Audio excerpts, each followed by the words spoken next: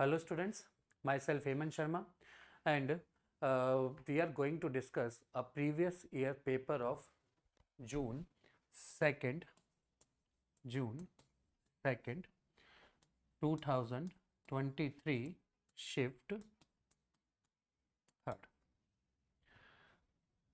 आज की क्लास में अपन प्रीवियस ईयर पेपर 2 जून 2023 शिफ्ट 3rd का पेपर डिस्कस करने वाले हैं।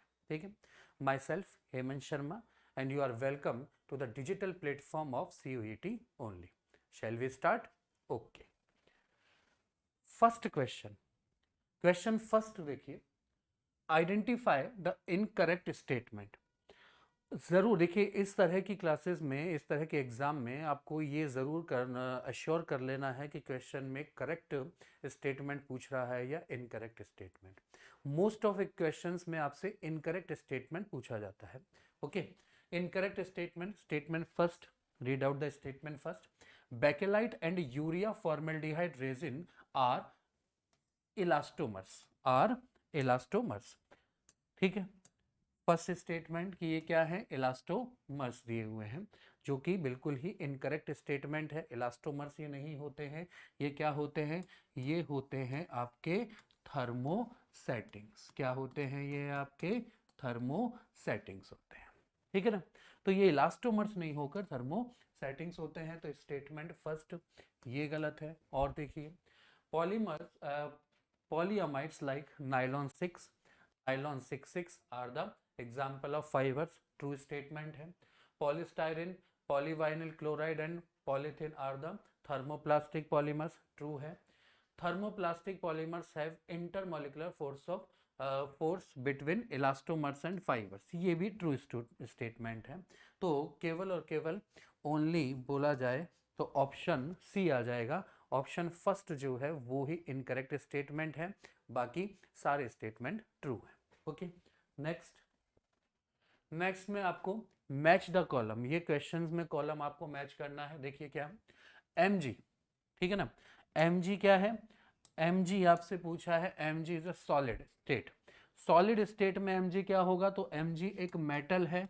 और मेटल्स क्या होते हैं भाई, मेटल्स जो हैं वो इलेक्ट्रॉनिक कंडक्टर्स होते हैं। तो Mg यानी कि ए को आप रिलेट करोगे किससे, फोर्थ से। ठीक, next MgCl2 in मॉल्टन state. MgCl2 is a salt solution है, सॉल्ट की मॉल्टन स्टेट है, तो उसमें आयंस फ्री हो जाएंगे और वो किसकी तरह बिहेव करेगा, वो एक इलेक्ट्रोलाइटिक कंडक्टर की तरह बिहेव करेगा। ठीक है, next silicon with phosphorus. Silicon के पास वैलेंस इलेक्ट्रॉन 4 इलेक्ट्रॉन्स, फॉस्फोरस आप उसमें ऐड करोगे तो कितने इलेक्ट्रॉन्स हो जाएंगे, 5 इलेक्ट्रॉन। तो एक एक्स्ट्रा इलेक्ट्रॉन आ गया, ठीक है ना, तो ये क्या बन जाएगा, एन टाइप बन जाएगा। एक एक्स्ट्रा इलेक्ट्रॉन में ये क्या बन जाएगा, एन टाइप सेमीकंडक्टर बन जाएगा। तो सिलिकॉन और फॉस्फोरस ही आ जाएगा आपके पास एन टाइप, और फिर लास्ट जर्मेनियम विद बोरोन क्या बच गया आपके पास, पी टाइप। ओके, तो आंसर क्या हो जाएगा, देखिए सॉलिड स्टेट यानी कि ए के साथ कितना आना है, 4 आना है। तो ए के साथ 4 केवल और केवल इसमें है, तो ऑप्शन क्या बन जाएगा आपका, डी बन जाएगा, A4।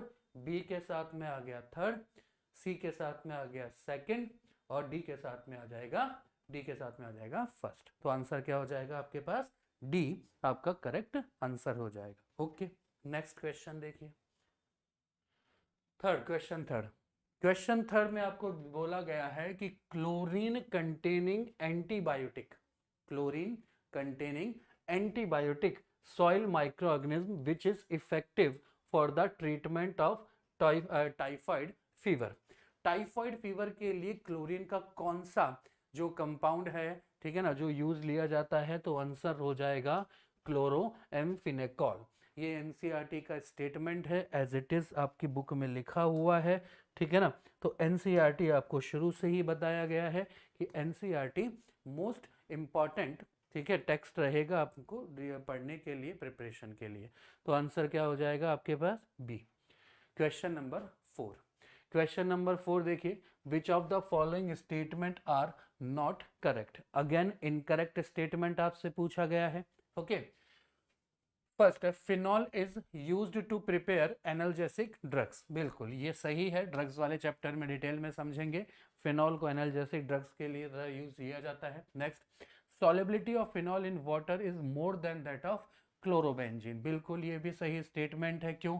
क्योंकि जो ये फिनॉल है, phenol can form hydrogen bond with water. Phenol can form hydrogen bond with water, but chlorobenzene can't form the hydrogen bond. तो बिल्कुल सेकंड स्टेटमेंट भी ट्रू है। Third, phenol is neutralized by sodium carbonate. ये wrong statement है। ये statement कैसा है? Wrong. क्यों? क्योंकि फिनॉल जो है, phenol does not react with sodium carbonate.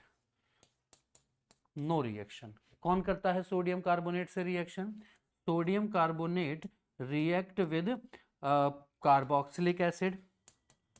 Carboxylic acid को न्यूट्रलाइज कर सकता है और इससे कार्बन डाइऑक्साइड गैस निकलती है। ठीक है, तो फिनॉल के केस में अपन क्या बोलेंगे कि ये स्टेटमेंट जो है इनकरेक्ट है। And statement 4, boiling point of orthonitrophenol is lower than that of paranitrophenol. True statement. Orthonitrophenol में आपको क्या मिलेगा? Orthonitrophenol has intramolecular hydrogen bonding, whereas paranitrophenol has intermolecular hydrogen bonding, and those compounds which have intermolecular hydrogen bonding has more boiling point than that of intramolecular hydrogen bond containing compounds. Okay, तो intermolecular होने के कारण से इसका boiling point ज़्यादा रहेगा। ठीक है, तो ये बिल्कुल ट्रू स्टेटमेंट है। तो आंसर क्या हो जाएगा? बी, ओनली सी। ओनली सी जो है वो क्या रहेगा? सही रहेगा। ठीक, नेक्स्ट देखिए। Next question, according to the Raoult's law vapour pressure of a solution is directly proportional to.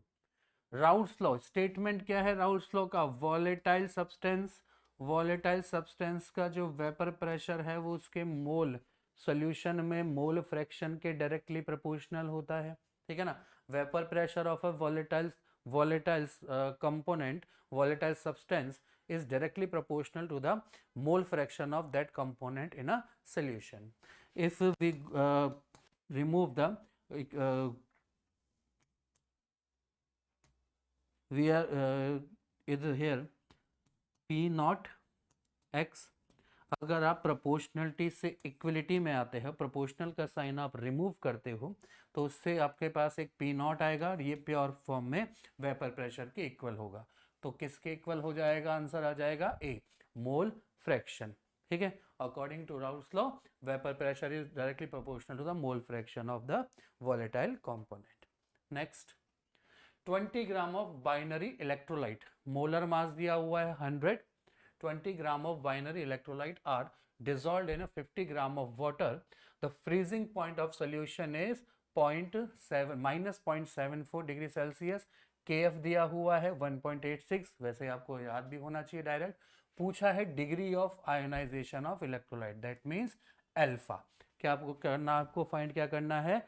Alpha आपको फाइंड करना है। ओके, चलिए सबसे पहले इसमें अगर अपन फॉर्मूला लिखें तो delta TF, depression in freezing point is a colligative property. Okay, delta TF is I। I यहाँ पर वांट ऑफ फैक्टर है क्योंकि इलेक्ट्रोलाइट यूज किया गया है। Okay, I into KF into molality. ठीक, I की वैल्यू नहीं पता, फाइंड करनी है। KF दे रखा है आपको 1.86। Molality, how to find a molality? तो मोलालिटी हो जाएगा given mass of solute, molar mass या मॉलिक्यूलर मास क्वेश्चन में दिया है, upon 100 amount of solvent, solvent का अमाउंट 500 और ग्राम में है इसलिए अपन इसको 1000 से मल्टीप्लाई कर देंगे। ओके, और डेल्टा TF डिफरेंस या डिप्रेशन इन फ्रीजिंग पॉइंट, भाई वाटर का फ्रीजिंग पॉइंट 0 डिग्री सेल्सियस होता है क्या? अब 0 डिग्री सेल्सियस से वाटर अब कितने पे फ्रीज हो रहा है? -0.74, which means delta TF equals to 0.74। Okay, इसको अब आपको सॉल्व करना है। सॉल्व करते हैं अपन, 0 से 0 कैंसिल आउट, तो वैल्यू आया 2/5। 0.5 इंटू 1.86, ओके, मल्टीप्लाई बाय आई, और ये सारी वैल्यू इक्वल है 0.74 के।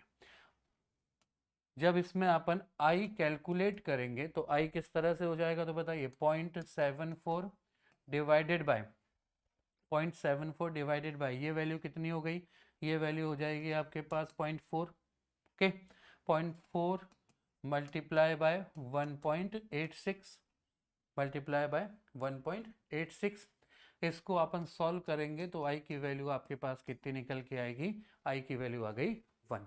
वांट ऑफ फैक्टर कितना आ गया, वांट ऑफ फैक्टर आपके पास आ गया है 1, ये आ गया 1।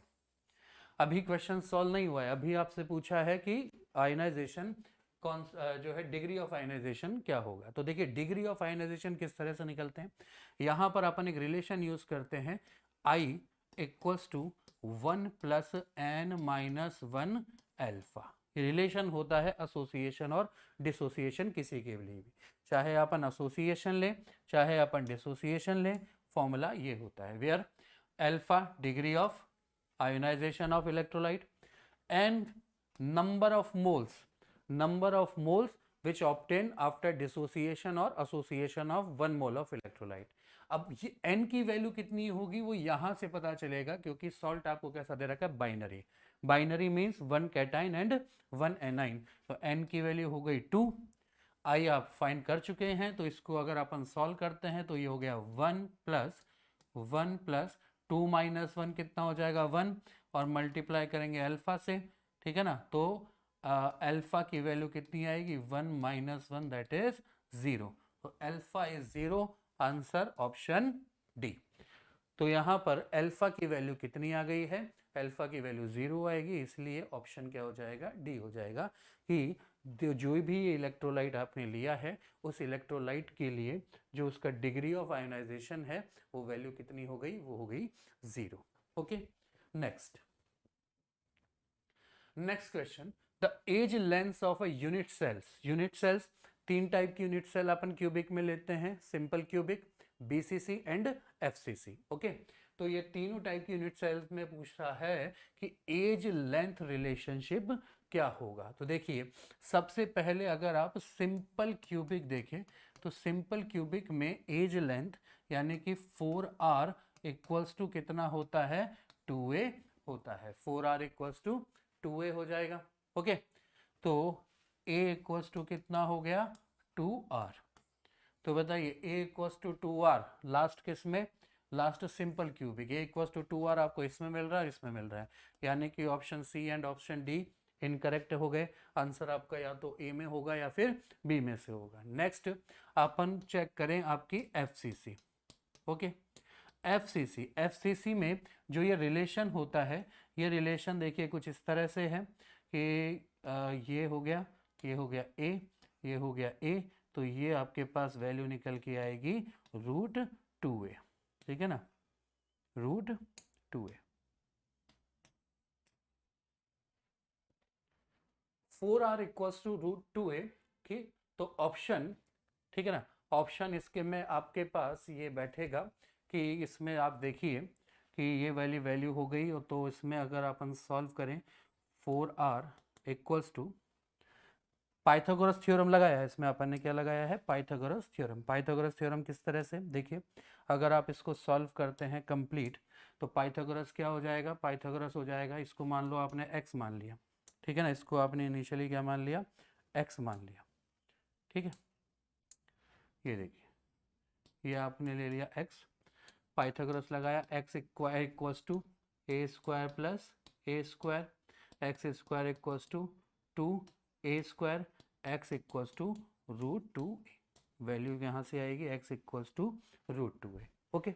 अब x इक्वल्स टू √2a, यहाँ ये हो गया आपके पास 4r equals to √2a, 4r equals to √2a, and r equals to कितना हो जाएगा आपके पास, r इक्वल्स टू, और रिलेशन a में लगाना ना, a इक्वल्स टू हो गया आपके पास 4/√2r, 4/√2r, इसको आप सॉल्व करेंगे तो ये आ जाएगा 2√2r।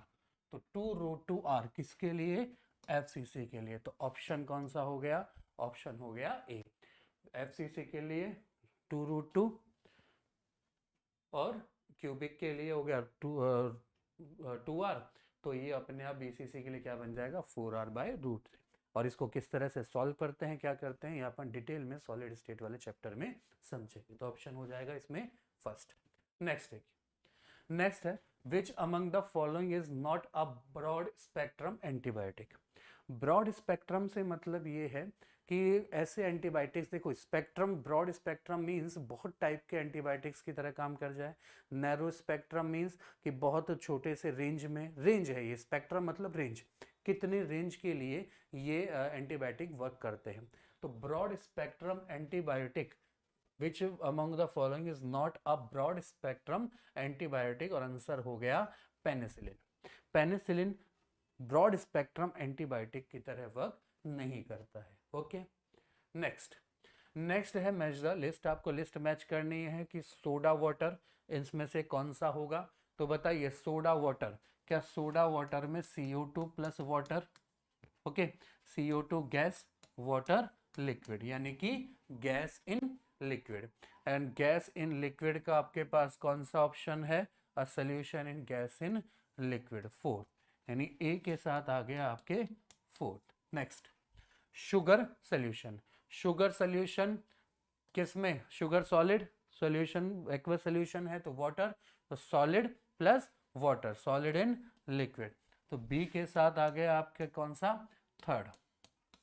Next German silver. German silver is alloy, alloy means solid plus solid, तो सी के साथ आ गया आपके सेकंड। तो ऑब्वियस ही बात है डी के साथ कौन सा बचा? फर्स्ट। ऑप्शन देखिए, ए के साथ फोर्थ, बी के साथ थर्ड, सी के साथ सेकंड और डी के साथ फर्स्ट। तो ये आ जाएगा ऑप्शन सी। आंसर क्या हो जाएगा? सी। ओके, नेक्स्ट आपको ये केमिकल रिएक्शन दी है, और इस केमिकल रिएक्शन में देखिए सबसे पहले अपन रिएक्शन करवाने हैं एनिलिन। एनिलिन की रिएक्शन आप करवा रहे हो किससे? NaNO2, NaNO2 प्लस HCl से, NaNO2 प्लस HCl से आप रिएक्शन करवा रहे हो। तो ये डाई एजोटाइजेशन रिएक्शन है, इससे डाइओजोनियम क्लोराइड बनेगा या डाइओजोनियम सॉल्ट बनेगा। ठीक है, तो ये जो P है, P is a diazonium salt, P is a diazonium salt E। तो P की जगह तो आपके पास क्या आ गया? E आ गया। नेक्स्ट देखिए, अब इस डाइएजोनियम सॉल्ट है, इस डाइएजोनियम सॉल्ट को अपन when we react diazonium salt with water, we get phenol, phenol means option A। तो Q आपके पास हो गया है option A। Next when diazonium salt react with a phenol, phenol और diazonium salt की reaction named as a coupling reaction, and orange dye that is C। now R belongs to C। Again Ki, potassium iodide के साथ reaction करेंगे तो आपको क्या मिलेगा? Iodobenzene, which means S equals to B। And next HbBF4 Balz Schiemann reaction, इसमें अपन को क्या मिलेगा? इसमें अपन को मिलता है फ्लोरोबेंजीन। तो T इक्वल्स टू हो गया है D। ऑप्शन देख लीजिए, P, okay, predict the PQRS and T। P आपके पास, P हो गया है आपके पास E, तो ये हो गया E। इसके बाद में A, C, B and D, option C। Answer क्या हो जाएगा? C ऑप्शन हो जाएगा। Okay, next give the reaction is the example, given reaction is the example of, easily example is a name reaction. कौन सी रिएक्शन? Kolbe reaction. अपन Kolbe reaction में salicylic acid बनाते हैं, ठीक है ना, और यहाँ पर 4 to 7 atm प्रेशर था। ओके, तो ये किसका एग्जाम्पल हो गया? Is an example of Kolbe reaction. Next fog is a colloidal solution. Fog कब होगा? फॉग होगा जब लिक्विड गैस में डिसॉल्व हो जाएगा। एटमॉस्फेरिक एयर में वाटर ड्रॉपलेट्स आ जाएंगी, तब उसको मानेंगे फॉग। तो बताइए ऑप्शन कौन सा आ गया? ऑप्शन आ जाएगा C. Fog is a colloidal solution of liquid in gas. Okay, fog is a colloidal solution of liquid in gas. Next, CuEn whole twice plus 2 is more stable than CuNH3 whole 4. Reason कि इनमें पूछ रहा है कि इन दोनों में से ये फर्स्ट वाला ज्यादा स्टेबल है। रीजन फर्स्ट यह है, इट इज अ हीट्रोलेप्टिक कॉन्सेप्ट। ऐसा कोई कॉन्सेप्ट नहीं है कि हीट्रोलेप्टिक ज्यादा स्टेबल होंगे देन। सेकंड है, ethylene diamine has a alkyl group. No, again it's not any kind of reason. C, copper in plus 2 oxidation state is more stable. In aqueous solution we can say that कि plus 2 is more stable, पर यहाँ पर कुछ भी mention नहीं है aqueous या कुछ भी। And option D, ligand is a didentate and form a chelate complex. Very, ये बिल्कुल ऑप्शन हो जाएगा डी, बिकॉज डाइडेंटेड या बोला जाए तो polydentate ligands can form chelate ring and chelate ring and form a chelation effect. More the chelation effect more will be the stability of complex. जितना ज्यादा किलेशन इफेक्ट होगा, मतलब जितनी ज्यादा किलेट रिंग्स बनेंगी, उतना ज्यादा कंपाउंड स्टेबल होगा। बिल्कुल किलेशन इफेक्ट के बेसिस पे अपन बोल सकते हैं कि ऑप्शन क्या हो जाएगा? डी हो जाएगा। नेक्स्ट, मैच, मैं आपको लिस्ट मैच करनी है, list first and second. Matchup type के क्वेश्चंस भी काफ़ी पूछे जा रहे हैं आपसे। देखिए ये आपके जो लास्ट चैप्टर है chemistry in everyday life, medicinal pharmaceutical chemistry वाला, उससे है। फर्स्ट है artificial sweetener. Artificial sweetener is a alitame. Okay, ये सैकरिन, एल्टामिन, ये काफ़ी सारे जो है आर्टिफिशियल स्वीटनर्स होते हैं। तो फर्स्ट के साथ ए, इसके साथ आ गया आपके पास थर्ड। ए के साथ थर्ड एक ही ऑप्शन में है, ए के साथ थर्ड एक ही ऑप्शन में है, तो ऑप्शन क्या हो जाएगा? बी। तो बाकी बी, बी के साथ है फोर्थ, बिल्कुल टेरफेनाडिमिन सेल्डेन, ऑल्सो कॉल्ड सेल्डेन, ऐसा is a anti histamine drug. Anti histamine, histamine ये क्या करते हैं कि हिस्टेमिन जो है उनकी बाइंडिंग साइट, उनकी जो रिएक्टिव साइट है वहां पर जाकर बाइंड हो जाते हैं और उसको आगे फर्दर एक्शन से रोक देते हैं। तो ये सेल्डेन भी बोलते हैं इसको, और ये कैसा हो गया? एंटी हिस्टेमिन ड्रग हो गया। Next, aspirin. Aspirin is non narcotic. Okay, aspirin, aspirin क्या हो जाएगा आपके पास? Non narcotic. नॉन नार्कोटिक मतलब नॉन एडिटिव, इनकी कोई एडिक्शन नहीं होगा। और लास्ट एंटीसेप्टिक, ये बचा आपके पास फ्यूरिसिन। तो ऑप्शन कौन सा हो जाएगा? बी ऑप्शन हो जाएगा। ओके स्टूडेंट्स, नेक्स्ट देखिए। नेक्स्ट क्वेश्चन है choose the incorrect statement. Again incorrect statement, एक पैटर्न आप नोटिस कर रहे हैं। पैटर्न ये है कि आपको करेक्ट स्टेटमेंट कम पूछ रहा है, इवन पूछा ही नहीं है अभी तक।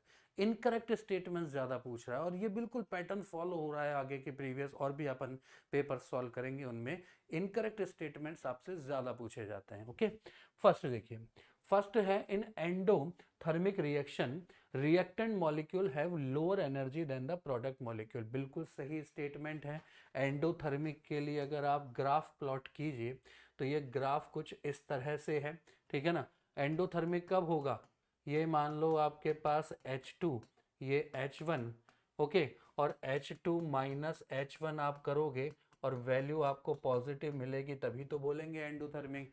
तो यहाँ पर है रिएक्टेंट, यहाँ पर प्रोडक्ट, तो product have more energy than the reactant. और first, in endothermic reaction reactant molecule have lower energy. बिल्कुल फर्स्ट स्टेटमेंट सही है। सेकंड देखिए, energy of activation activated complex is higher than the energy of reactant. Chemical kinetics में से है ये top question. Activated complex, बिल्कुल अपन जब ग्राफ प्लॉट करते थे ये इस तरह का ग्राफ, तो एक्टिवेटेड कॉम्प्लेक्स बिल्कुल टॉप पर आते थे, उनकी एनर्जी सबसे ज्यादा होगी, तो स्टेटमेंट सेकंड भी ट्रू है।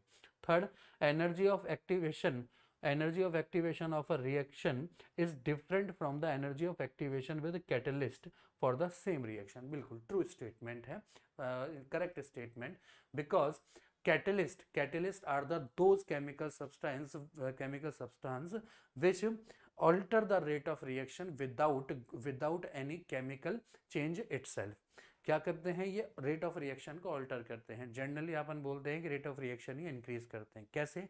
ये एक ऑल्टरनेट पाथ प्रोवाइड करते हैं। ऑल्टरनेट पाथ मतलब जो एक्टिवेशन एनर्जी का ग्राफ जिस तरह से है, ये जैसे मान लो ये तो एक्टिवेशन एनर्जी का ग्राफ, तो ये एक बिल्कुल नया ग्राफ या बिल्कुल नया पाथ ही प्रोवाइड करते हैं। तो एक्टिवेशन एनर्जी उस केस में हमेशा डिफरेंट ही होगी, तो ट्रू स्टेटमेंट है। डी देखिए, rate of reaction decreases with rise in temperature. बिल रॉन्ग स्टेटमेंट, रॉन्ग स्टेटमेंट। क्यों? क्योंकि as the temperature increases rate of reaction increases, because as the temperature increases molecular collisions, rate of molecular collision also called frequency of molecular collision increases, that means rate of reaction is also increases है। true incorrect statement option क्या हो जाएगा? D option हो जाएगा। Okay students, समझ में आ रहा है सब? चलिए नेक्स्ट क्वेश्चन की तरफ चलते हैं। Question number 16। क्वेश्चन में कहा जा रहा है, in the following sequence of reaction, आपसे पूछा है एंड प्रोडक्ट क्या होगा, यानी कि C. What is C? Okay, CH3Br KCN। बताइए रिएक्शन का प्रोसेस देखिए कि आप CH3Br, when CH3Br reacts with a KCN, Br replace with CN, CH3CN। Next A हो गया आपके पास, ए आपके पास हो गया है CH3CN। नेक्स्ट आपके देखिए, नेक्स्ट आप इसको फर्दर ट्रीट करवा रहेंगे, फर्दर इसका आप हाइड्रोलिसिस करवा रहे हैं एसिडिक मीडियम में, और साइनाइड्स होंगे, अमाइड्स हो गए, इनके हाइड्रोलिसिस से क्या बनता है? इनके हाइड्रोलिसिस से बन जाएगा एसिड। तो बी ऑप्शन, बी हो गया आपके पास एसिड। नेक्स्ट एसिड का अब strong LiAlH4 is a strong reducing agent, LiAlH4 is a strong reducing agent, और रिड्यूसिंग एजेंट के प्रेजेंस में आप कराओगे तो same number of carbon atom के क्या बन जाएंगे? एल्कोहल्स बन जाएंगे। तो एसिड डायरेक्ट रिड्यूस होकर किस में आ जाएगा? एल्कोहल, और ऑप्शन हो जाएगा डी, इथाइल एल्कोहल। ऑप्शन हो जाएगा डी, कि कौन सा आंसर आ जाएगा? Ethyl alcohol. Okay students, next देखिए, select the incorrect statement. Again incorrect statement. Okay, first देखिए, surface active agents like soap and synthetic detergent form micelle in water. True statement सही है, मिशेल फॉर्म करते हैं soap, क्योंकि इनका cleansing action जो है वो उसी के कारण से आता है, मिशेल बनाने के कारण से। Next, soaps are emulsifying agent. Okay, true statement.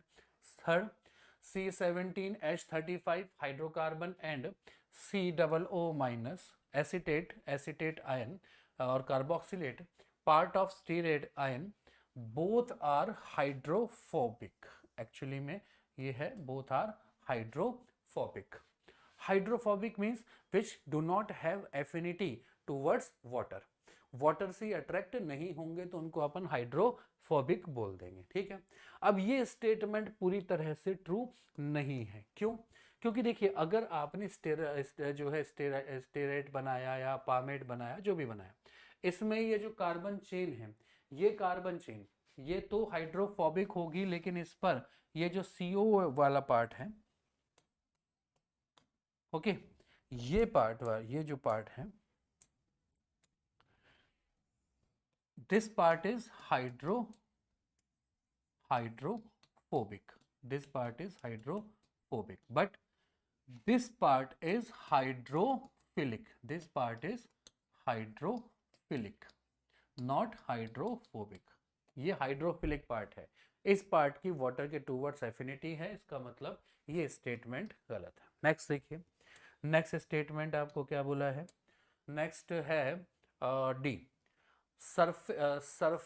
Surfactant are basic in nature. True statement, तो ऑप्शन क्या हो जाएगा? ओनली सी, ऑप्शन बी लग जाएगा, कि इसमें केवल ये जो सी वाला है वो गलत है, बाकी सारे स्टेटमेंट करेक्ट है। Okay students, next, process of zone refining is use for the purification of. Zone refining, mainly zone refining purify करता है आपके जो भी सेमीकंडक्टर्स है ना, सेमीकंडक्टर्स या मेटलॉइड्स में अपन तो ये देखिए इसमें हो जाएगा आंसर जर्मेनियम, ठीक है। सिलिकॉन, जर्मेनियम, उनके लिए मेनली यूज किया जाता है जोन रिफाइनिंग प्रोसेस को। तो आंसर कौन सा हो जाएगा? C. Next, reaction occurring at cathode is, cathode पर ये कोई रिएक्शन हो रही है, रिडक्शन हो रहा है, देखो एक्सेप्टेंस ऑफ इलेक्ट्रॉन है ना, रिडक्शन हो रहा है। Above reaction is found in, तो आपने देखा क्या है, मरकरी, और ये रिएक्शन एक्चुअली में मरकरी सेल की है।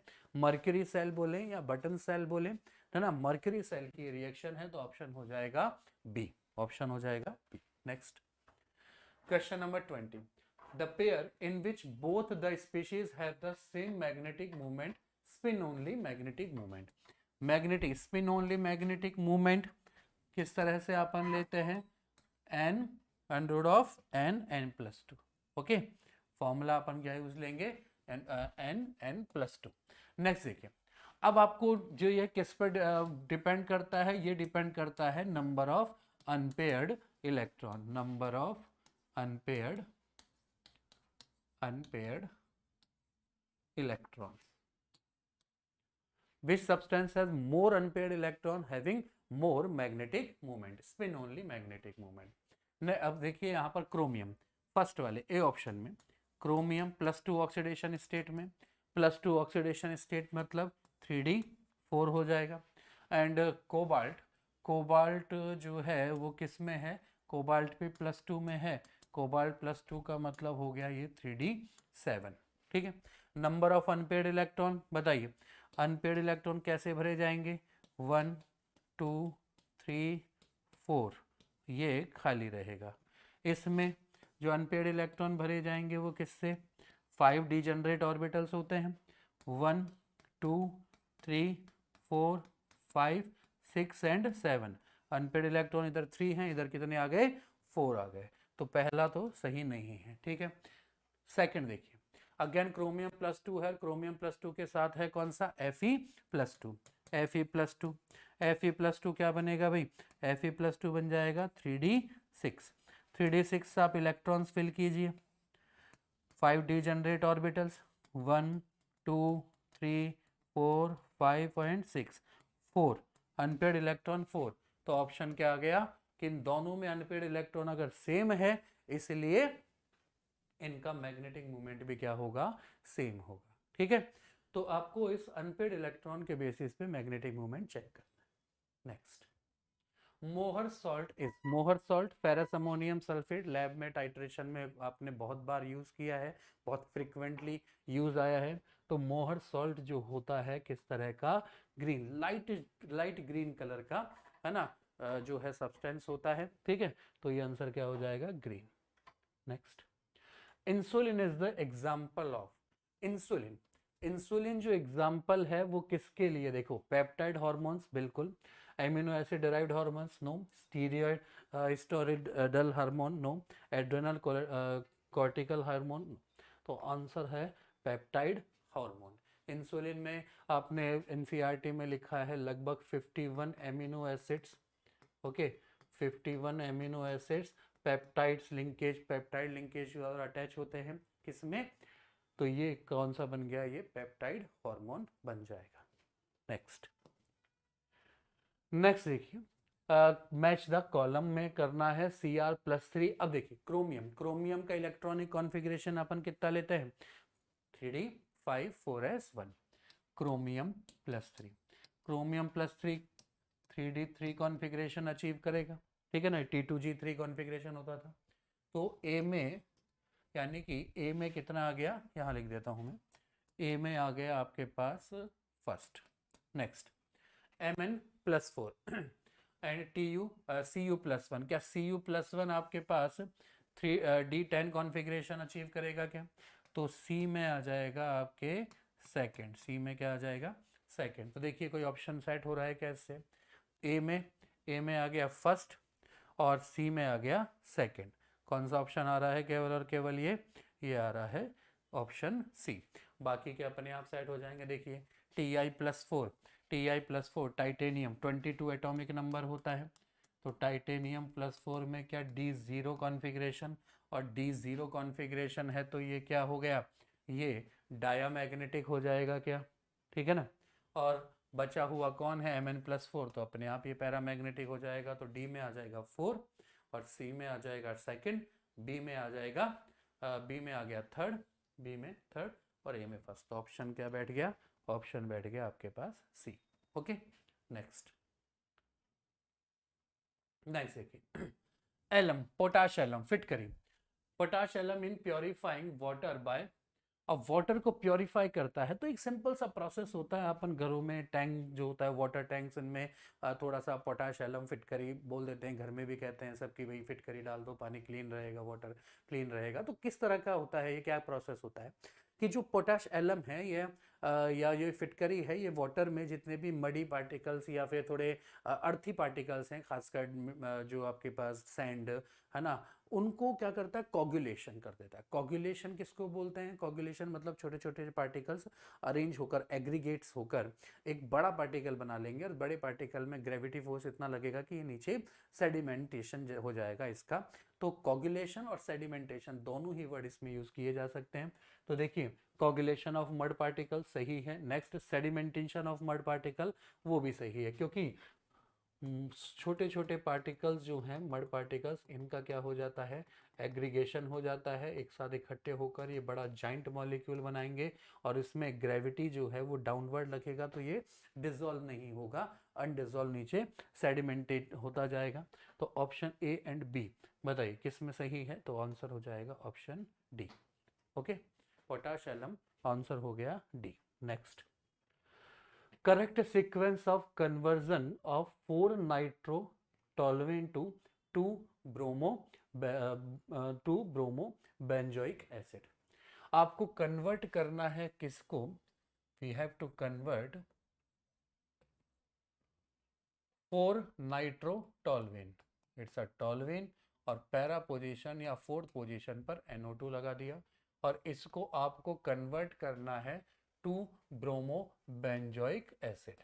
ये बेंजोइक एसिड, और इसकी सेकंड पोजीशन पर आपने Br लगा दिया, तो टू ब्रोमो बेंजोइक एसिड, इसको इसमें कन्वर्ट करना। ठीक है, अब ये पूछ रहा है कि करेक्ट सीक्वेंस क्या होगा इनमें से। ठीक है, अब देखिए सबसे पहले तो ये देखिए कि आपको रिएक्शन यहाँ से स्टार्ट करनी होगी, और यहाँ से स्टार्ट का मतलब कि ऑप्शन, ठीक है, यहाँ पर अगर आप चेक करें,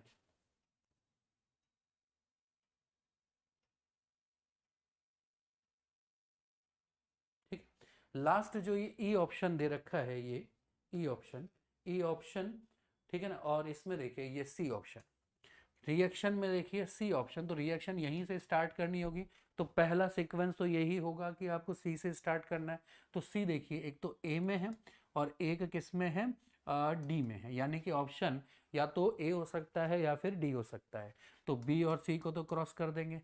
देखिए मैं एक चीज़ आपको, एक ट्रिक बता दूं, एक तरीका बता दूं, अगर आपको कोई भी एग्जाम क्रैक करना है, ठीक है, तो उसमें आपको कब आपके सबसे कम नेगेटिव होंगे? आपके नेगेटिव सबसे कम तब होंगे जब आपको ये तो पता है कि आंसर ये सही है, बाकी आपको ये भी पता है कि बाकी के 3 आंसर गलत क्यों हैं। उस केस में नेगेटिव होने के चांसेस नेग्लिजिबल हो जाते हैं। अटेम्प्ट क्वेश्चंस बहुत लोग करते हैं, सही भी बहुत लोग करते हैं, पर सिलेक्शन केवल उनका होगा जिनके नेगेटिव्स नहीं होंगे। ठीक है ना, और आपको अपन पेपर स्ट्रेटेजी में बता चुके हैं कि अगर एक गलत क्वेश्चन है, एक wrong answer, we will get -1, -1, 1 mark deduct हो जाएगा आपके स्कोर में से। ठीक, तो इस चीज का बड़ा ध्यान रखेंगे। तो ऑप्शन ए हो सकता है और डी हो सकता है। नेक्स्ट देखिए, अब यहां से आपने रिएक्शन स्टार्ट करनी है और यहां पर पहुंचना है, इसका मतलब इस NO2 को हटाना है, लेकिन आपको पहले Br जोड़ना पड़ेगा। तो Br जोड़ने के लिए इसको आपको किससे रिएक्ट करवाना होगा? इसकी रिएक्शन मान लो आपको किसी से भी इसमें ब्रोमिनेशन आपको करवाना होगा, यानी कि पहले ब्रोमीन इसमें ऐड होगा। कोई सा भी प्रोसेस जिससे आप ब्रोमिनेशन करवाएं, तो पहले आप ब्रोमीन ऐड करेंगे। क्यों? क्योंकि यहाँ पर मेन वर्क NO2 करेगा, और NO2 क्या है? NO2 मेटा डायरेक्टिव है। क्या NO2 क्या है? Meta directive. तो अगर आप ब्रोमिनेशन करवाएंगे तो NO2 के रेस्पेक्ट में मेटा पोजीशन पर होगा। इसका मतलब ये वाला कौन सा NO2 पहले आप इसमें ऐड करेंगे, ये तो ऑप्शन इसमें आएगा ई, दिख रहा नहीं है नीचे, ये एक्चुअली में ई आएगा यहाँ पर। तो देखिए ए और सॉरी ई क्या डी आएगा। इसके बाद में तो आपको ऐड करवाना है ब्रोमो, ठीक है, NO2 में ब्रोमो आपको ऐड करवाना है। और उसके बाद में फिर आप इसमें क्या करवाएंगे, ठीक है ना, उसके बाद में आप इसमें ब्रोमिनेशन हो गया। ब्रोमिनेशन के बाद में NaNO2 या डाईएजोटाइजेशन करवाकर इसको आप कन्वर्ट कर लेंगे, इसको आप कन्वर्ट कर लेंगे डायोजोनियम सॉल्ट में। डायोजोनियम सॉल्ट का मतलब हो गया डी, ठीक है ना। तो पहले आपने NH2 रखा, ठीक, यहाँ पर टॉलविन, पहले आपने NH2, यहाँ पर आप ऐसा करेंगे कि इसको SnCl2 SN के साथ और HCl के साथ रिएक्ट करवा के इसको अपन क्या कर लेंगे, इसको अपन नाइट्रो की जगह NH2 बना देंगे, क्योंकि ऐसा NO2 वाला कोई ऑप्शन नहीं है, तो आपको NH2 बनाना पड़ेगा, यानी ऑप्शन बी। सी में जाएंगे, फिर बी में आएंगे, बी से फिर देखिए डाइएजोनियम सॉल्ट बनेगा, ठीक है ना। और फिर ई में डाइएजोनियम सॉल्ट के बाद में अपन इसको हटा देंगे, किससे, अपन रिएक्शन करवा सकते हैं H2H3PO2 से, इससे बेंजीन बन जाता है, ठीक है। तो ये ऑप्शन हो जाएगा ई और फाइनल हो जाएगा ए। तो ऑप्शन आ जाएगा आपके पास ए, ऑप्शन आ जाएगा। ये पूरी केमिकल रिएक्शन है। मैं देखिए यहाँ पर लिख देता हूँ इस केमिकल रिएक्शन को थोड़ा, ठीक है, इसको मैं मेंशन कर देता हूँ इस रिएक्शन को आपके लिए।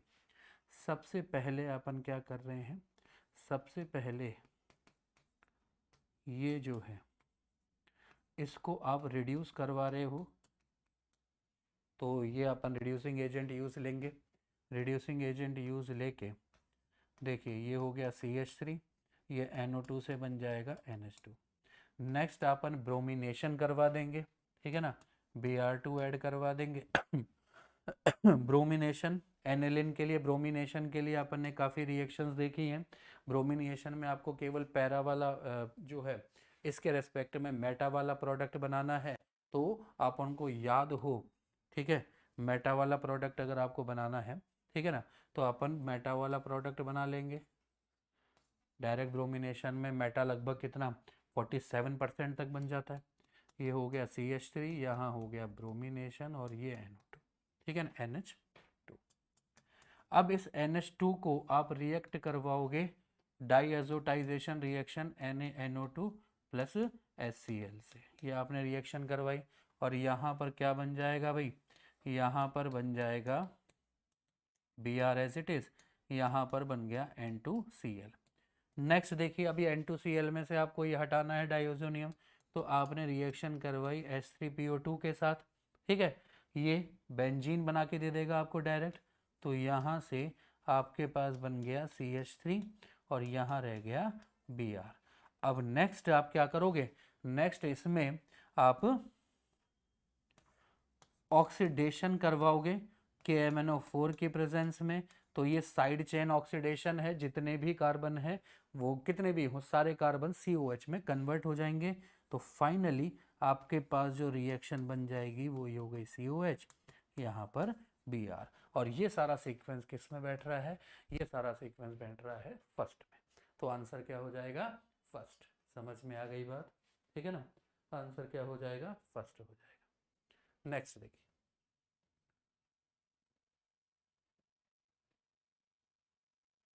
ठीक है, नेक्स्ट देखिए आपके next question, match the list. अब आपको ये लिस्ट मैच करनी है।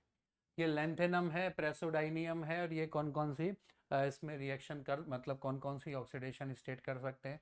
तो एक लेंथेनम है जो केवल +3 दिखाता है, ठीक है, और यहाँ पर ये प्रेसोडाइनियम है जो क्या दिखाएगा, +3+4। नायोडी जो है नायोडीनियम की आपको +2 +3 +4, और ये सेमेरियम। तो ऑप्शन क्या बैठ गया, देखिए ए के साथ आ गया है सेकंड, बी के साथ आ गया है फर्स्ट, सी के साथ थर्ड ही रहेगा, सी के साथ थर्ड, और डी के साथ फोर्थ। देखो कौन से ऑप्शन में है ये, ए के साथ सेकंड, तो ए के साथ सेकंड फर्स्ट में है और फर्स्ट में और सी में है, और फिर आ गया सी, बी के साथ आ गया है फर्स्ट, बी के साथ फर्स्ट, ऑप्शन सी। तो आंसर क्या आ जाएगा? Option C. ये इनकी वेरिएबल ऑक्सीडेशन स्टेट है। जब भी डिटेल में अपन डी और एफ ब्लॉक डिटेल में पढ़ेंगे तब इतनी चीज़ें आपको समझ में आ जाएगी। ठीक है, ये ऑक्सीडेशन स्टेट थोड़ी याद रखनी होती है। नेक्स्ट चलिए, नेक्स्ट देखो, नेक्स्ट है द इलेक्ट्रोकेमिकल सेल। ये दो इलेक्ट्रोकेमिकल सेल आपको दिए हुए हैं, जिंक वाला कॉपर के साथ और आयरन कॉपर के साथ। यहाँ पर जिंक ऑक्सीडेशन दिखा रहा है इसलिए इसको आपने लेफ्ट साइड में रखा है, यहाँ पर आयरन ऑक्सीडेशन दिखा रहा है इसलिए लेफ्ट साइड में रखा है। ठीक है, और इन सब के रिडक्शन पोटेंशियल एसआरपी वैल्यूज दी हुई है। ये क्या है?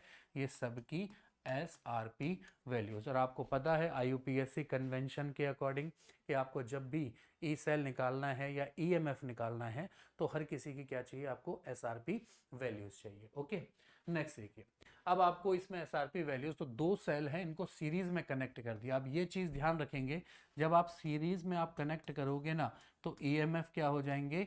ईएमएफ ऐड हो जाएंगे। ओके, ईएमएफ ऐड हो जाएंगे। अब first is a Daniell cell. We are very well known about this Daniell cell.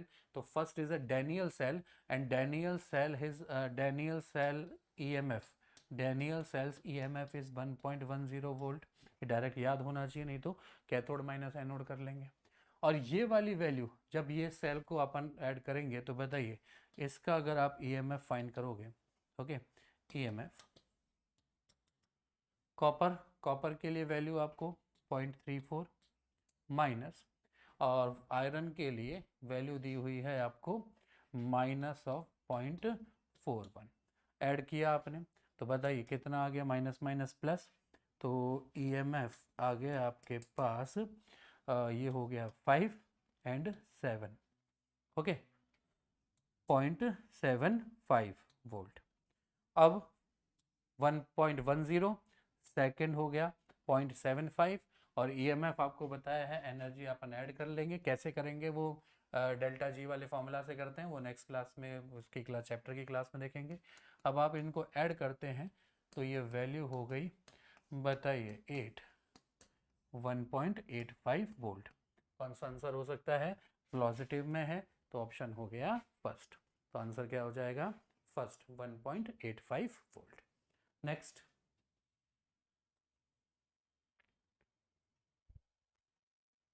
ठीक है, next question, the thermite process, the reducing agent. Thermite process में ये आपको डायरेक्ट याद रखने होंगे, ये एक्सट्रैक्शन ऑफ मेटल के या मेटलर्जी वाले चैप्टर के हैं कि थर्माइट प्रोसेस में रिड्यूसिंग एजेंट। तो थर्माइट प्रोसेस में रिड्यूसिंग एजेंट कौन रहेगा भाई? Aluminium is a reducing agent in a thermite process. Okay, next, which of the following compound can be used as a antifreeze in automobile radiators? तो answer देखिए, methyl alcohol नहीं, glycol, बिल्कुल ethylene glycol use लिया जाता है, ethylene glycol. ये इस तरह का इसका स्ट्रक्चर बनता है।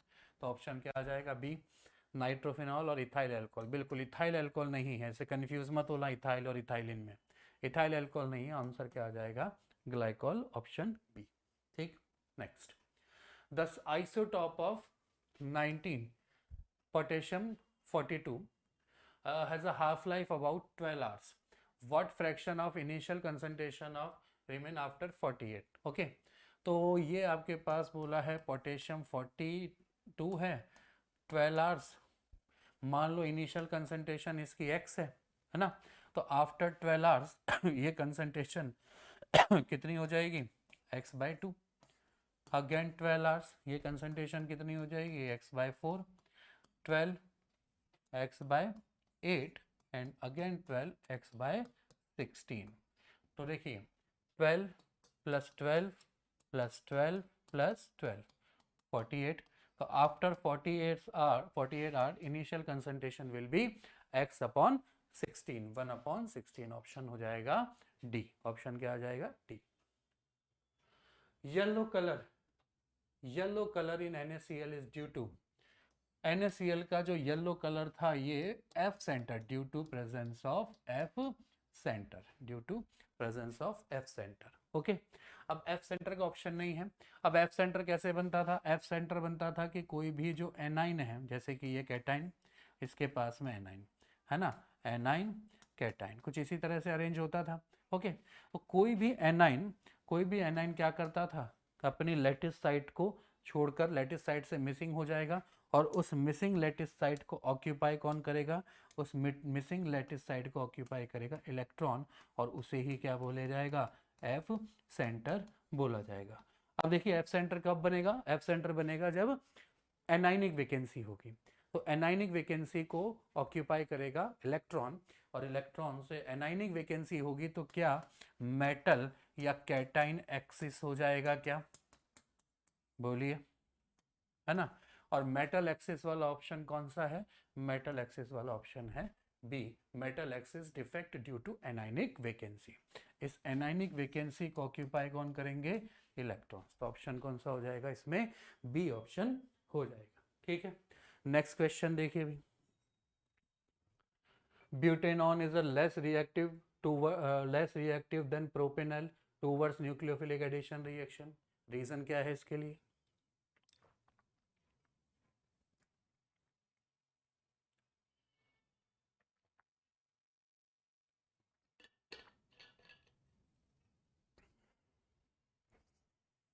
देखिए भैया, आपको पता है कि जो भी कार्बोनाइल्स होते हैं, carbonyls have a characterized reaction called nucleophilic addition reaction, NAR।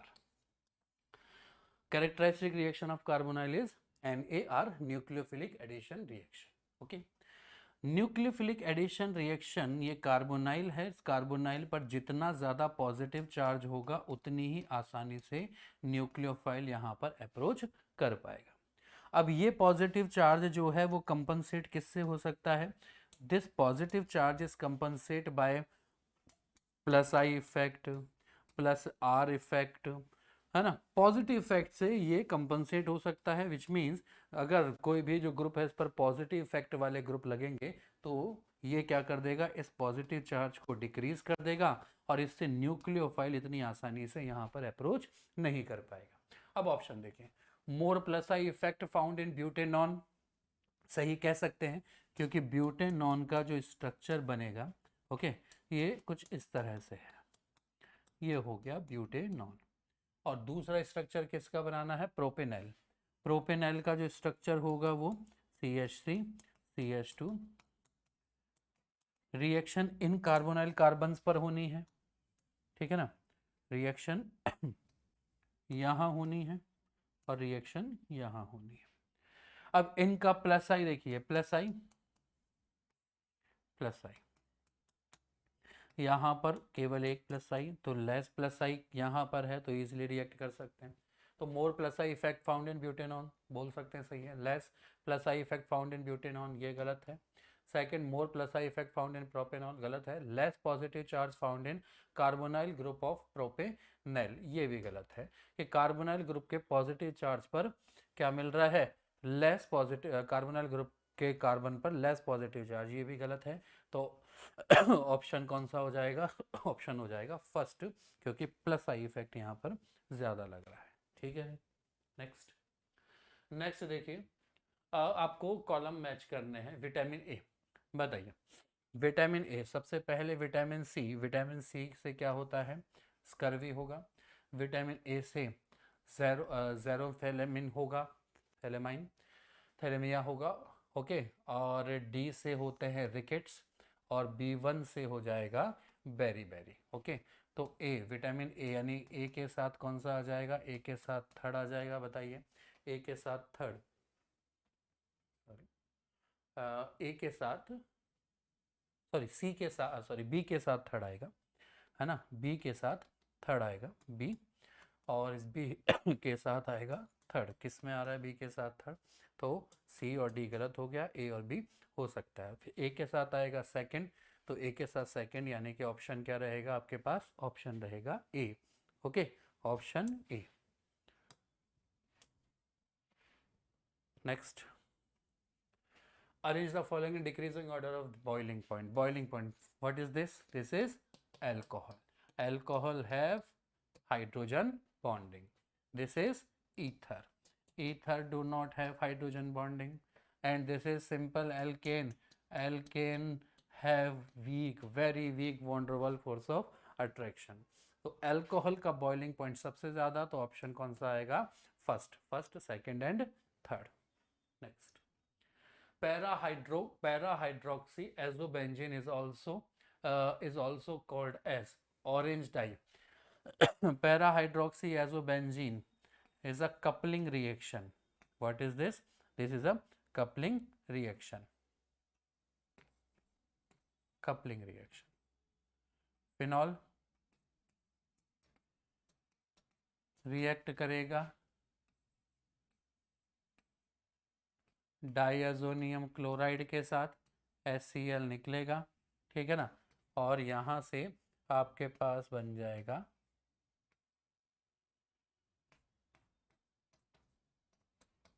Azobenzene, पैराहाइड्रोक्सी azobenzene, और ये हो गया ऑरेंज डाई. कपलिंग रिएक्शन, और ये बन जाएगा ऑरेंज डाई. ठीक है भाई, ये बन जाएगा ऑरेंज डाई. तो ऑप्शन हो जाएगा कौन सा? C. Next, which is not the limitation of valence bond theory.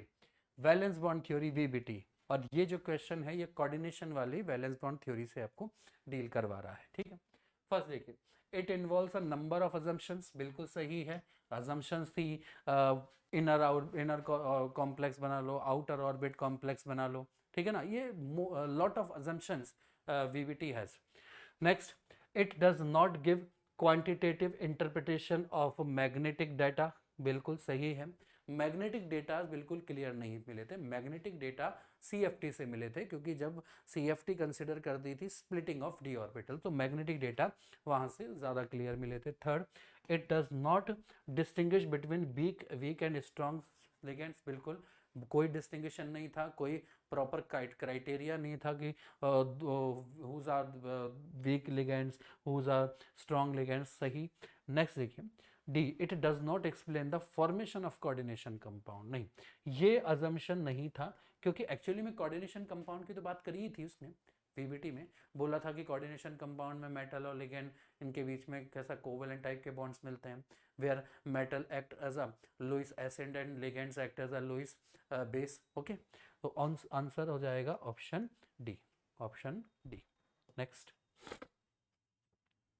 है, a solution of CuSO4 is electrolyzed for 10 minutes using a current of 1.5 amperes. 1 mole Cu, molar mass दिया हुआ है 63 ग्राम. How much copper is deposited at cathode? 1 Faraday की value दी है 96487 coulomb per मोल. Coulomb per मोल calculate करना है. ठीक है, तो देखिए ये आपको अपन यूज करेंगे इसमें first law of Faraday. First law of Faraday क्या बोलता है? Deposited amount of any electrolyte at electrode is equal to the Z I into T. Okay, Z electrochemical equivalent. Z निकलता कैसे है? E अपॉन F से. I की value आपको given है कितनी? I आपको दिया हुआ है 1.5 एम्पियर मल्टीप्लाई T. कितना है T? 10 मिनट्स. 10 मिनट्स कितना हो जाएगा? ये 600 सेकेंड्स हो जाएगा. ठीक, अब E किस तरह से निकलेगा? E निकलेगा molar mass upon valency factor और into F. 1.5 600. Molar mass 63 question में गिवन है.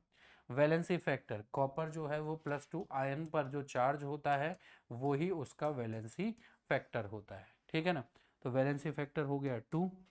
फैराडे कांस्टेंट आपको लेना है 96487 मल्टीप्लाई 1.5 600. ठीक है, और ये सारी वैल्यूज अब आप सॉल्व करोगे तो ये वैल्यू निकल के आएगी 0.29 के आसपास. तो ये ऑप्शन हो जाएगा ए. ऑप्शन कौन सा हो जाएगा? ए. 0.2938 ग्राम. ये लगभग आपको ये डेटा थोड़ा सा सॉल्व करना होगा. कैलकुलेटिव क्वेश्चन है, न्यूमेरिकल बेस्ड है, जिसमें कैलकुलेशन आपको करनी होगी. नेक्स्ट देखिए, what is the order of hydrolysis? What is the order of hydrolysis of methyl acetate in acidic medium? Methyl acetate it's Easter.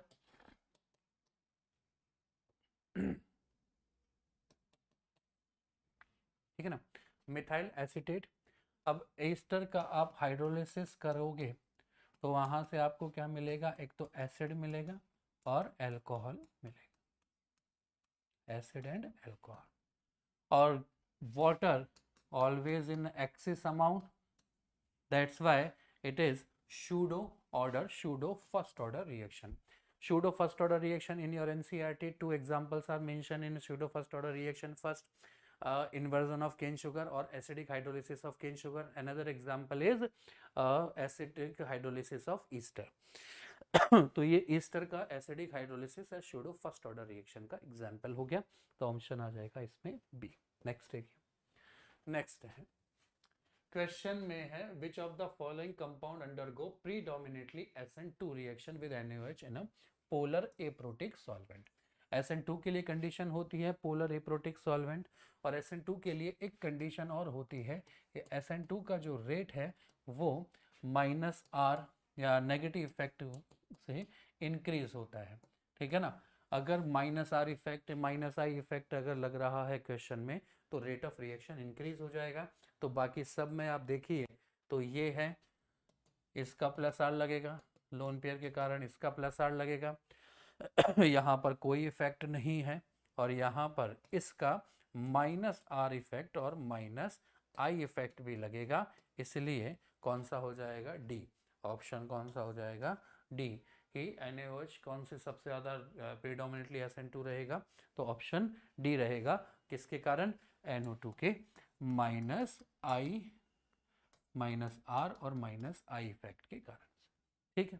Next, which of the following ion is colourless, colourless number, if ion has number of unpaired electrons, number of unpaired electrons, okay, is number of unpaired electrons are 0.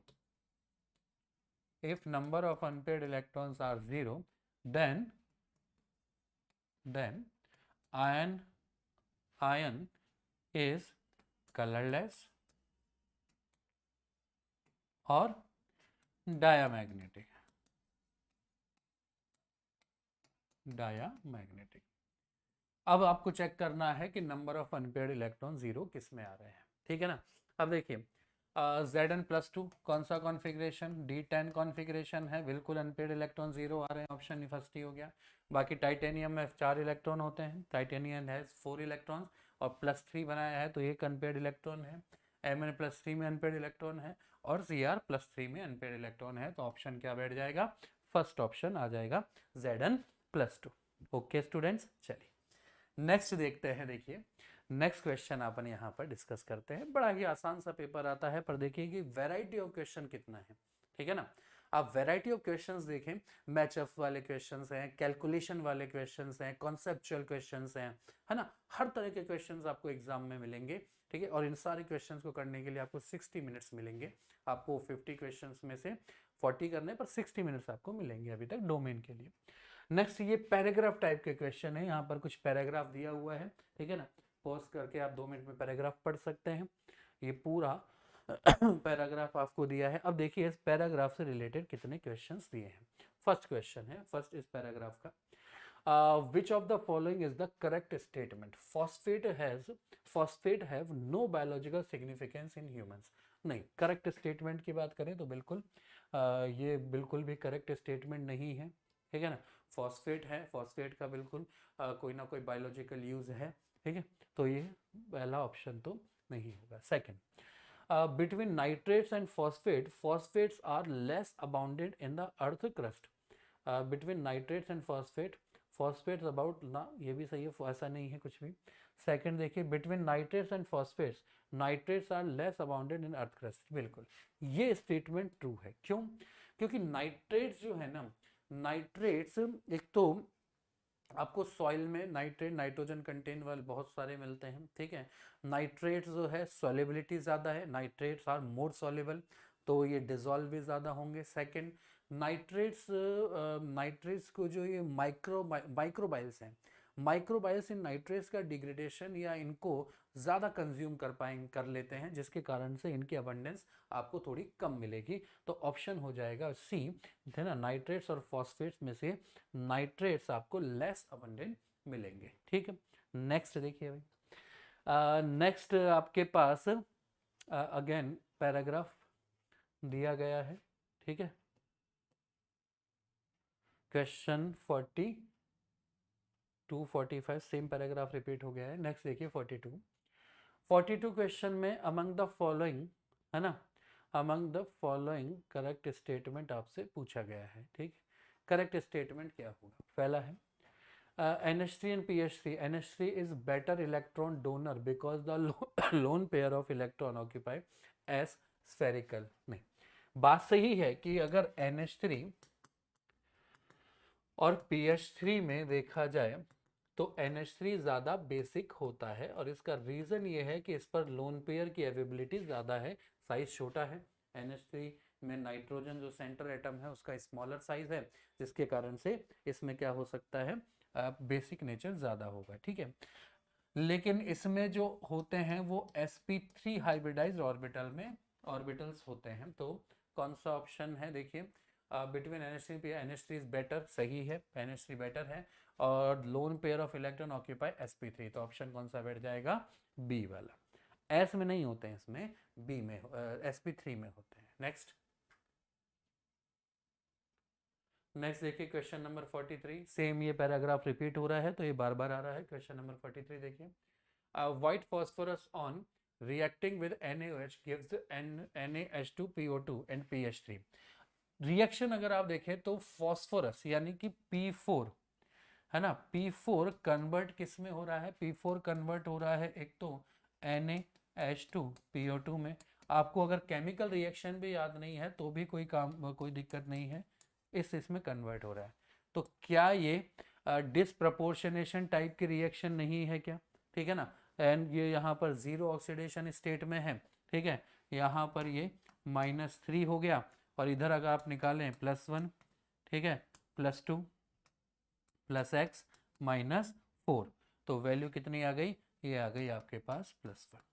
तो 0 से +1 गया, 0 से -3 गया, दोनों ही के oxidation state एक बार increase एक बार decrease, तो आंसर हो गया डिसप्रपोर्शनेशन रिएक्शन। ठीक है, नेक्स्ट अगेन पैरा क्वेश्चन देखिए, PH3 is better reducing agent than NH3 because PH ये है NH3 इस तरह से बना देता हूं मैं, PH3 इस तरह से बना। जैसे जैसे आप टॉप टू बॉटम आप आते जाते हो, बॉन्ड डिसोसिएशन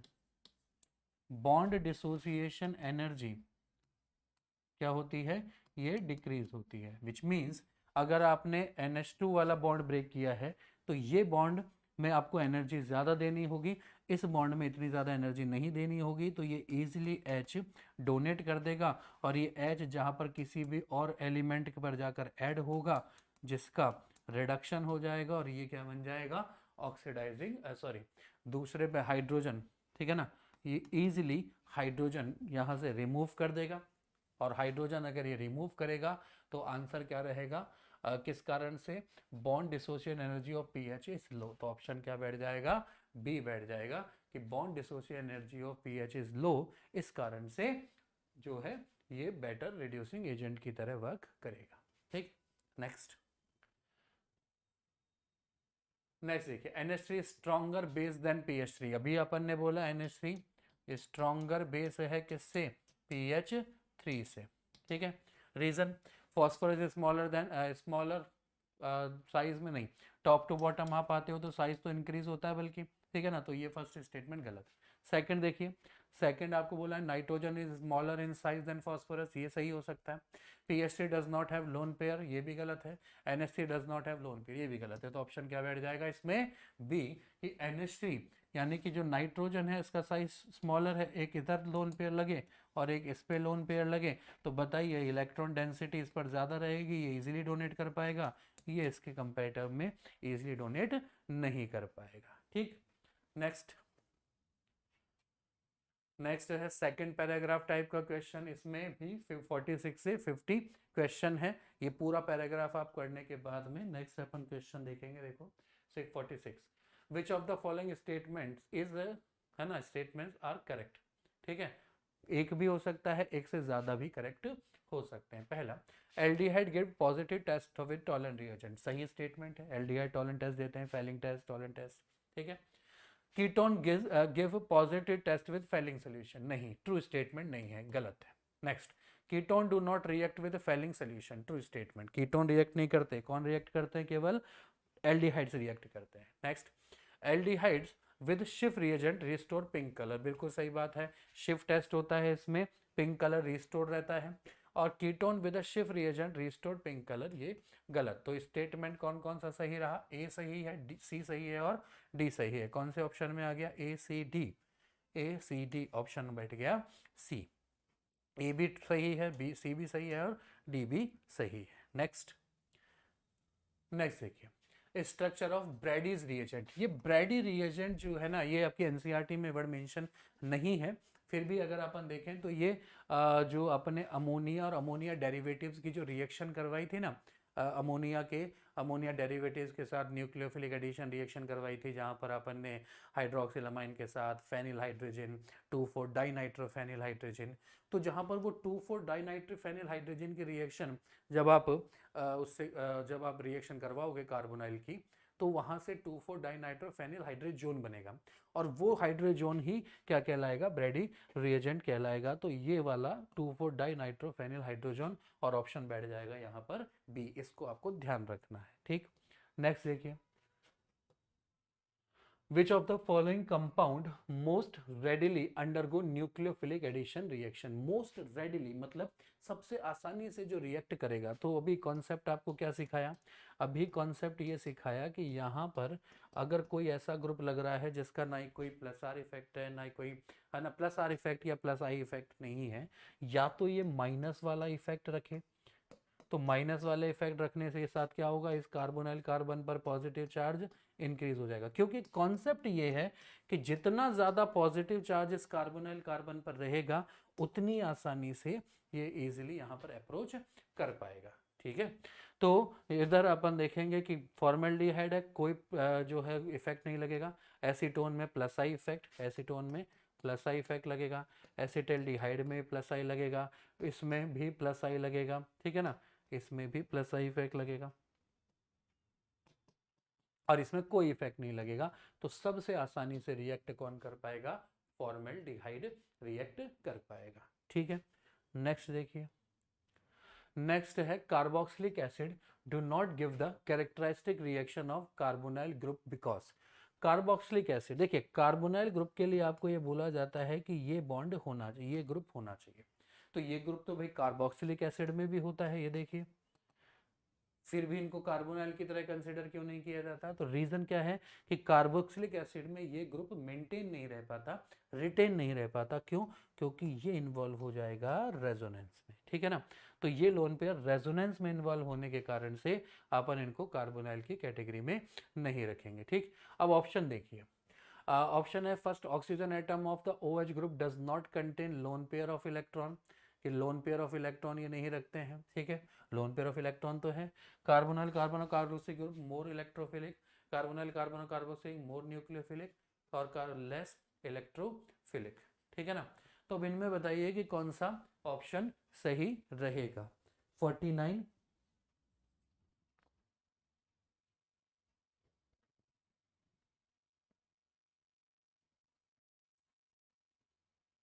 तो देखिए यहाँ पर अगर आप देखिए, इसमें ये वाला लोन पेयर रेजोनेंस में इन्वॉल्व हो गया, और लेस कार्बोनाइल कार्बन, कौन सा है? कार्बोनाइल कार्बन, ये क्या कार्बोनाइल कार्बन, ये वाला हो गया क्या?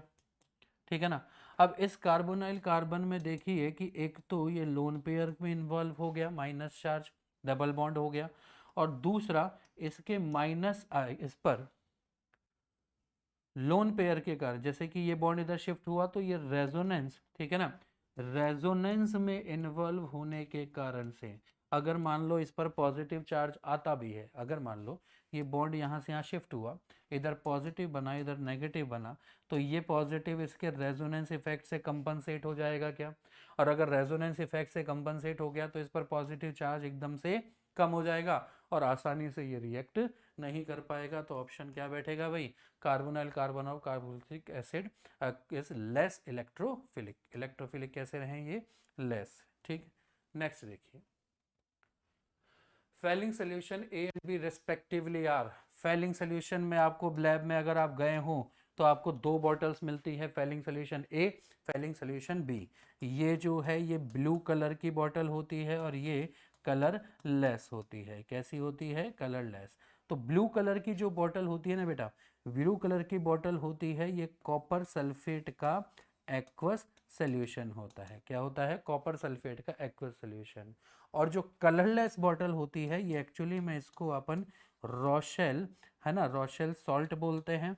और ये रोशेल सॉल्ट क्या होता है? ये आपके पास जो है सोडियम टार्ट्रेट या पोटेशियम टार्ट्रेट, ठीक है ना, इनका NaOH इनके साथ सोल्यूशन अपन लेते हैं। तो देखिए, पहला हो गया कि एक्वस कॉपर सल्फेट और दूसरा एल्कलाइन NaOH KOH के साथ एल्कलाइन रोशेल सॉल्ट। तो ऑप्शन क्या हो जाएगा? ऑप्शन बैठ जाएगा आपके पास बी। ऑप्शन क्या हो जाएगा? ऑप्शन हो जाएगा बी। ठीक है, तो ये अपन ने पूरा पेपर डिस्कस कर लिया है। नेक्स्ट क्लास में अपन इसके बाद वाले और भी जो पेपर्स हुए हैं वो डिस्कस करेंगे। ठीक है, अभी के लिए इतना ही। Okay students.